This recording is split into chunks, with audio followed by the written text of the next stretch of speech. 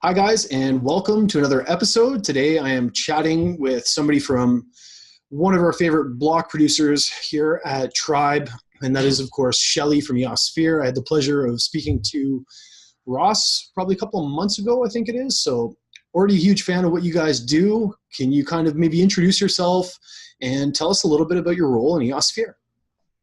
Awesome, thanks Matt. Yeah, it's great to be on. So me, who am I? I am Shelly. Wife and mum first and foremost, and yeah, EOSphere coming up a close third there, starting to take over a bit more time than expected. Yeah, I'm just an everyday person that just found myself in the space and rolling with it and growing with it, and yeah, just learning every single day and excited to be here. Yeah, it's great to have you here. It's cool to be able to interview kind of some of the different people from EOSphere as well. I'm hoping to kind of do continuous updates with you guys. I guess kind of my first question is, I remember when I originally spoke to your husband, he was kind of joking around about the way he was, doing some mining operations in the basement and just kind of destroying all the power. And it was a really good conversation. But I guess like what I want to ask is basically, Shelly, like how did you come to find EOS? So yeah, like you said, Ross started off with his crazy ideas, as I like to call them. And, I was going around to all the computer stores, buying up all the graphics cards and things. And I actually remember a day going into one of the stores and these new graphics cards had just been launched and they only had 4 in stock. And I went in and said, yeah, I'd like to buy all 4. And the guy was like, no, you can't do that because we've already got 4. And I was like, dude, I need all 4. Like I've been given strict instructions. I have to get all 4 of them. And he had a bit of an argument with me about it because he couldn't understand it. And so that's sort of where my role came in, just sort of like a sideline support type of thing for Ross. And then, yeah, got involved sort of from that into Steemit. Started blogging on Steemit for a while, was the Steemit wife for a short period of time. And then just started sort of growing my interest in the space and just seeing what Ross was doing on a day-to-day basis and kind of following along where I could. And yeah, got lost completely in some of the technology and how things worked, obviously, but just kept reading and learning and moving on. And then when EOSphere started up in January this year, I knew a couple of the guys that were on the team and sort of we used our house as the base. So I was kind of watching and listening to everything that was going on. And we then decided to do our roadshow around Australia. So we did 5 states around Australia before launch, just basically to get the Australian community excited and get them in the know and get them all connected and, just start growing the EOS passion, as I like to call it. So yeah, I came in from that role, from that side of things, and just sort of started organizing those and, getting the team together and herding sheep, herding cats. Yes. And then, yeah, just every single day just got drawn in a little bit more and learned a little bit more and read a little bit more. And it's just, yeah, it's such an exciting space to be in that you just can't help but get excited about it. You can't help but want to read more and learn more and sort of be more involved. And yeah, it's just been a roller coaster since then. And I'm, yeah, fully part of the team. We've got an awesome team. We've got community members. We've got highly technical guys. We've got, just everybody from sort of all spaces just to sort of cover all the bases and know what's going on in all the, from the technical side of things to the community side of things to what the community's feeling, what they're thinking. And just to connect everybody. And it's fantastic.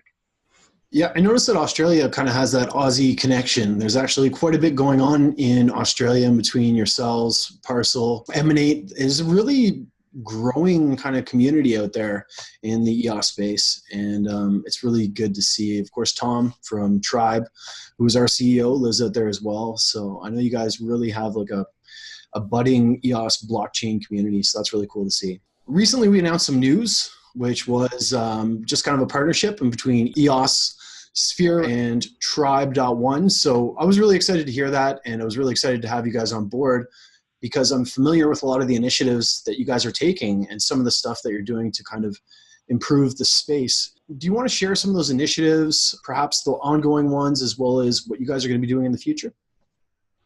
Yeah, so ongoing, obviously we will continue to do our meetups around Australia. Like we said earlier, it's really important for us to keep the community connected and sort of keep them in the know about what's going on and what's in the space around them. I mean, the space changes so quickly that to keep up on everything as a single entity is very difficult. I mean, we have our team meetings where everybody gets together and sort of shares what they've learned and what they've read and what they know about what's changing. So I think it's important for us to bring that to the community that may not have the reach that we do to know what's going on in the space. So our meetups are hugely important for us. We've just had a governance meetup, I think it was last week, Thursday, in Melbourne, that was run by our governance expert, Chris. And he had some of the guys from RMIT there, and just basically going through what's going on in governance, and just, letting the community know that it's something that's being worked on, and, just getting some information out there. So that's something that's very important to us, and we'll definitely continue to do that. One of the other great initiatives that's going on at the moment is ChristmEOS. So that is a whole lot, like you said, our Australian community banding together. So we've got Parcel and Warbly and Emanate and ourselves and Generous. And that's just like a little fun thing for Christmas, just to sort of get everybody engaged, just, give something back, and just get some fun and excitement going around the Christmas time. And then, there's so many exciting partnerships. Like you said, Emanate are one of my favorites. They always have been. I always sound like the little Emanate cheerleader in the background, shaking my pom-poms. I just love those guys. The team is amazing. What they're doing is amazing. Then we've also got things like ChristmEOS. That's also so exciting. That's going to be launched in the next sort of 2 to 3 weeks, I think they said. Who doesn't love coloring in and using the blockchain to do something like that? And it's just a bit of fun again. And then, we've got Boyd, which is really, really important, which is, staking your CPU usage and things like that for medical research. So that's, a completely different side of what we're involved in. But yeah, sponsoring Boyd and helping out grow the teams and getting people on board. EOS robots, again, a bit of fun, putting commands on chain to move the little robot around. Apparently he's going to be changing up the environment and putting it in his pub or something. So I don't know, we'll be mixing drinks or something like that. There are so many important things that are going on in the space as far as Dapps and initiatives. And we're just trying to be across the ones that we believe in, and just try and sort of, like you said, grow the community and get as many of these launched as possible and see them be what they can be. Yeah. Huge fan of Emanate, of course. I bought into their initial pre-sale back before I think I even started doing a lot of these. I love what they're doing. Huge project, lots and lots of potential, as well as, of course, the other ones. I was supposed to do an interview with Fred, which I'm sure I will do at some point, from ChristmEOS. Yeah. And this robot one, that's something I've got to check out, because that sounds like it's pretty fun too. But I just know that you guys have done a lot as well. You guys have participated in Chintai and just done some really other interesting community initiatives. You're really involved in the space, and that you do have a good reach as well. I'm going to make sure as well that I drop the link for anybody who doesn't know what ChristmEOS is. It's kind of like a hamper package that comes from Emanate, Parcel, and Warbly, and a portion of that goes to charity. So I'll make sure that I drop a link for that below as well. A huge fan of all those guys. I want to talk to you about something maybe a little bit different. Let's talk about the crypto winter, because it has been a crypto winter. And this was something that I've kind of spoke about in just kind of previous videos that I've done. I guess I know that the technology is not going away. Like, blockchain is not dying. I guess I wanted to ask you, how's the economy treating you, and what are kind of some of your plans to outlast the crypto winter? So yes, definitely a crypto winter. We're all feeling it. Being fully self-funded makes it that little bit more difficult and that little bit more scary, but we're not going anywhere. We are in it for the long haul. We've had plans to, we didn't foresee this happening, obviously, but it is something that you do have in the back of your mind. So we do definitely have a bit of a backup plan to keep us going over the crypto winter. Hopefully it's not going to last too long. Please let it all change pretty soon. But it also, I think it's also been a bit of a wake-up call for some of the BPs and for some of the community. And we are definitely diversifying. We are definitely looking at other ways to not only enhance the community, but to sort of diversify and keep ourselves going, basically. We're part of Warbly and Telos. Warbly is definitely a work in progress. We're working with them, and everything's going well on that side. Telos, we are doing the on-chain validation for Telos. That's probably going to happen in the next 24 hours. So that's really, really exciting. Get Telos up and running. And I think just diversify and just hold on. We'll get there. It will turn. It always does. So we've just got to hold on until then. And we've got a bit of a plan in place for that. And we just keep plugging on and doing what we're doing. And we'll come out the other side. I think it's really, really sad, though, when you do see some of the conversations and you do see some of the BPs, the guys closing down and losing team members and things like that. It really is it's very, very sad time for some of the BPs in those situations. And I think it does make me a little bit sad because I have such a connection to the community that when I see these guys saying that, they're no longer part of a team or something, it's sort of like losing a family member in a certain way. I mean, I know they'll always be involved in the space, but yeah, it's hard times. People are definitely on the verge, if not closing, but on the verge of closing their doors. Yeah, on one good hand, of course, EOS.io was meant to be built into some of these cool, new, innovative chains that are coming up. Of course, I'm highly involved with Warbly myself. Big fan of Tellus and anything EOS.io. So luckily that will provide a lot of opportunities for people to kind of diversify, I think. But it's funny you should bring that up because I probably know one of the people that you're talking about who, for me, it was really, really sad, just a really talented, and I'm not going to pull him out because I don't think that that's appropriate, but a really talented content creator who has done some huge things for the community, who was kind of working for one of the BPs, who's another BP that I'm highly supportive of and really enjoy. And for him to kind of tell me like, well, unfortunately, due to the downturn, it was sad, but I think you nailed it. I think that the technology isn't going away, and I personally believe it's a shakeup. I won't get into that, but it will come back, and the power of the EOS.io software will be manifested not only through EOS, but through a lot of these really cool new innovative chains that are coming out. So I'm glad to hear that. I'm glad to hear that you guys are doing well and of course are diversifying a little bit. So you're going to have a lot more options. We kind of talked about some of your favorite dApps in the space. Is there any other dApp or project that's going on right now that really has kind of piqued your curiosity? So one of the ones that I've definitely, because we're involved with, is Chintai.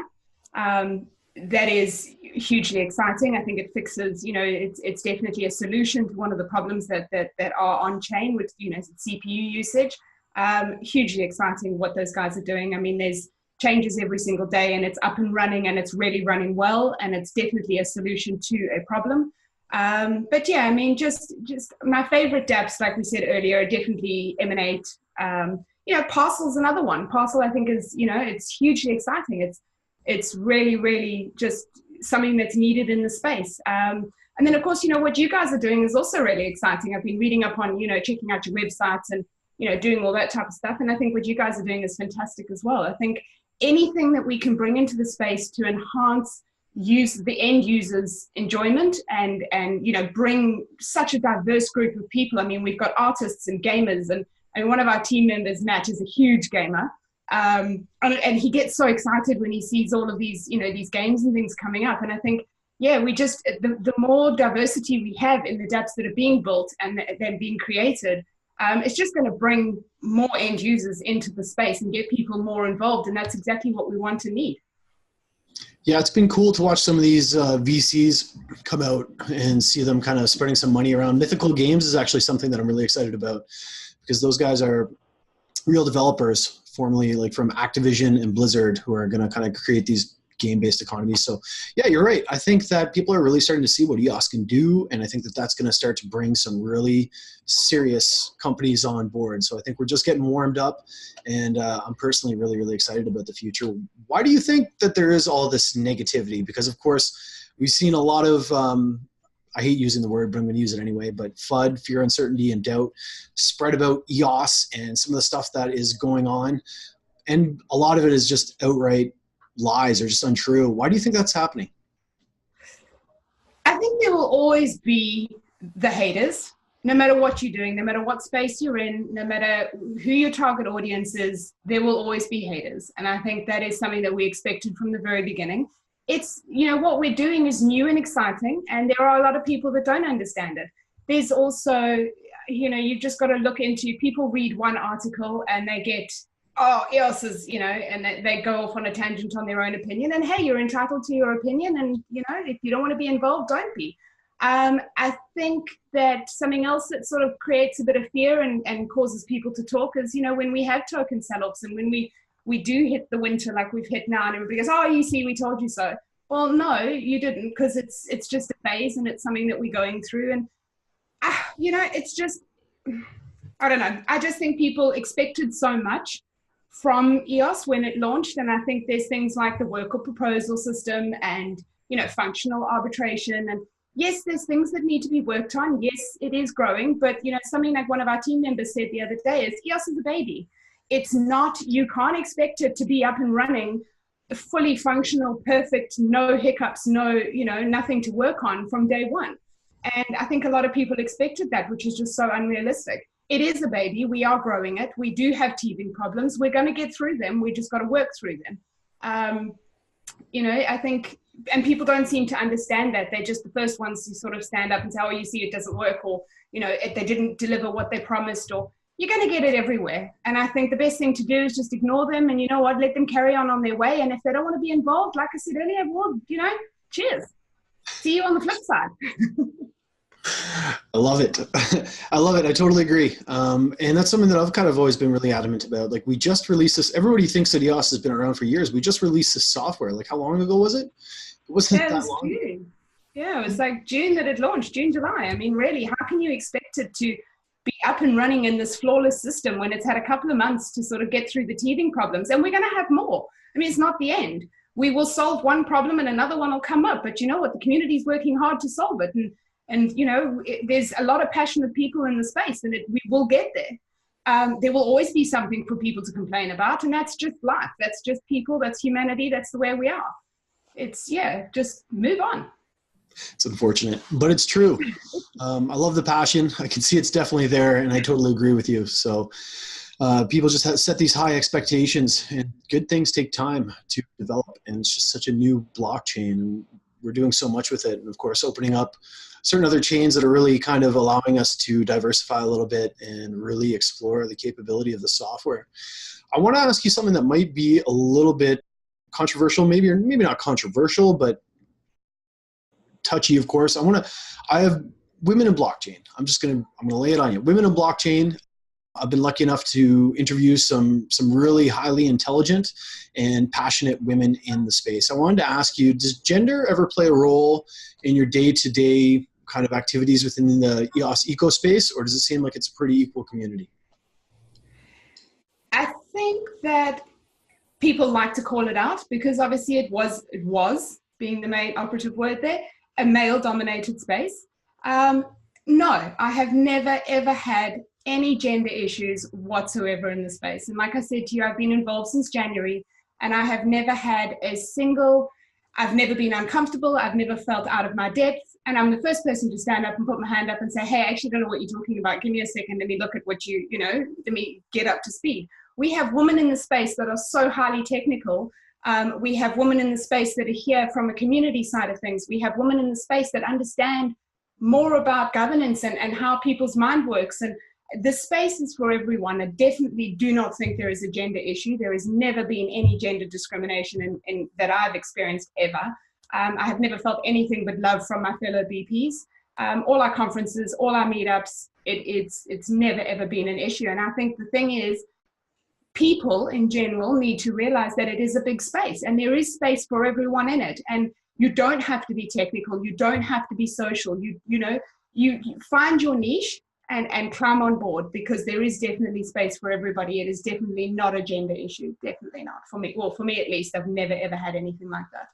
Yeah, the thing that I really love about the space is there is a lot of opportunity, and that it's one of the most welcoming communities I've ever seen in my entire life. It's just kind of it's a really welcoming, accepting community, and it's kind of cool to hear that from you, and that's kind of what I would have expected you to say anyway, to be honest with you.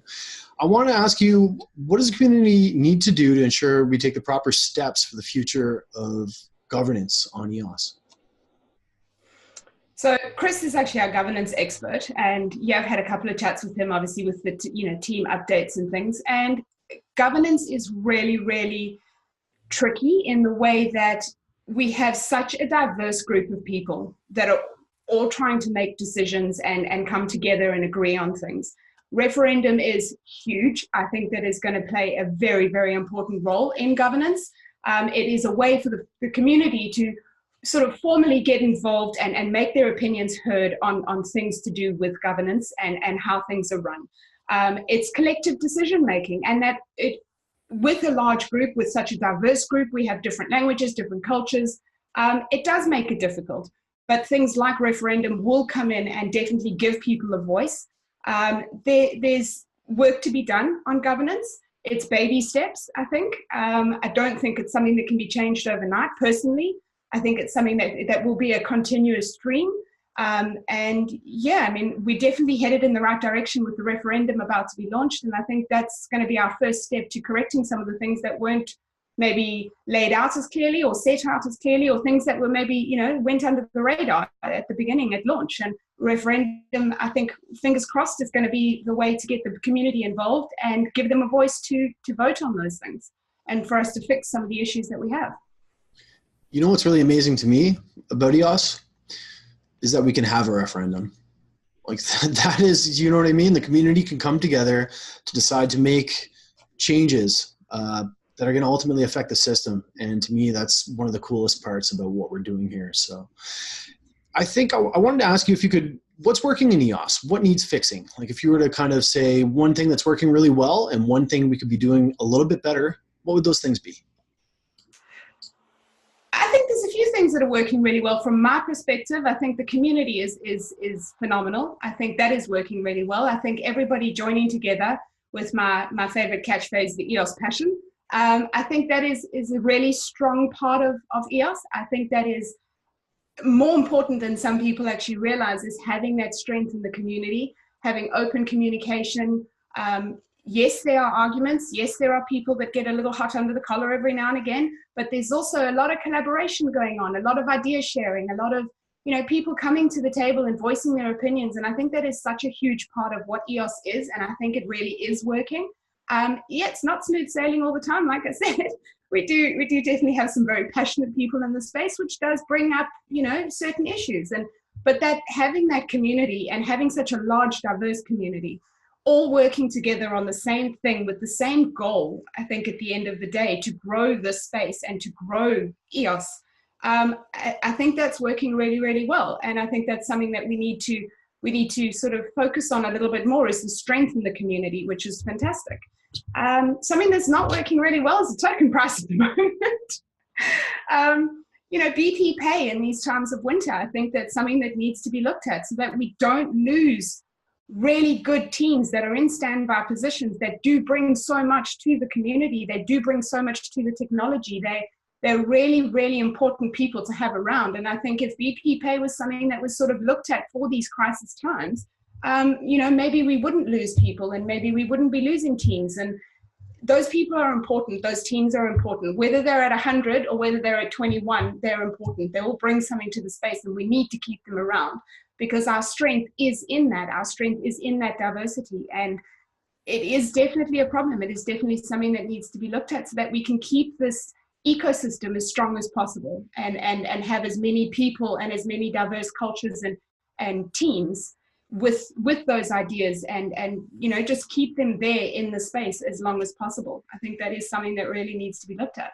I have to agree with you. I actually did a video about that for Trybe a little while ago. I think that everybody is under the assumption that BPs are just rolling in money, and it's, you know, by time you pay your costs, pay for employees, without the value add projects that a lot of you guys are doing to add to the community, being a BP, particularly in times like these, a lot of really, really good reserve BPs are running in the negative. And I think that you're absolutely bang on in the sense that it's something that we need to address. Maybe we don't have the right solution right now, but it's something that we need to discuss and we need to address, because unfortunately we are losing some really, really great people. And I do worry about the future. I personally don't believe that the crypto winter is going to be something that's going to happen for a long time. I do think it's a little bit of a shakeup, but at the same time, we need to step back and take a look about kind of redundancies and contingencies in case this type of thing happens. I personally know the answer to these questions, but I want to give you an opportunity to kind of state your answers to these questions. How important is voting? Does every single vote count? And why should somebody vote for EOSphere? So voting is hugely important. It is something that every single BP needs every single vote. Whether you hold 1 EOS token or 5,000 EOS tokens, your vote matters. Your vote is what keeps BPs in the positions that they're in or helps push them up. without being in a position, in a paid position, you're not going to be able to function. You're not going to be able to keep your doors open. And it really is so hugely important. We are so grateful for our community. We are so grateful for every single vote that comes through. It's something that I do look at. It's something that I do track. I track our voting. I track our stats. It is a huge, huge impact. BPs need your support. And whether you choose to put your votes into a proxy that you believe in, that you believe, you know, in their why they vote for the people they vote for, or whether you choose to do it yourself, do some research, look into the BPs that you like and vote for them. But it really is so hugely important, because without the votes, where would we be? We wouldn't be in a paid position. We wouldn't be able to give back to the community. We wouldn't be able to do the things that we're doing and you know, help the DAP teams and the exciting things that we are doing. We wouldn't be in that position. So every single vote counts. Every single vote matters. And like I said, it doesn't matter how many EOS you have. Every BP appreciates your votes, not just us, all of us do. And we all need them. And we all, you know, we try and put out as much content as possible to let people know what we're doing, to try and garner more support. But it really is so crucial that you vote, and vote for people that you believe in, that are doing the right things in the space.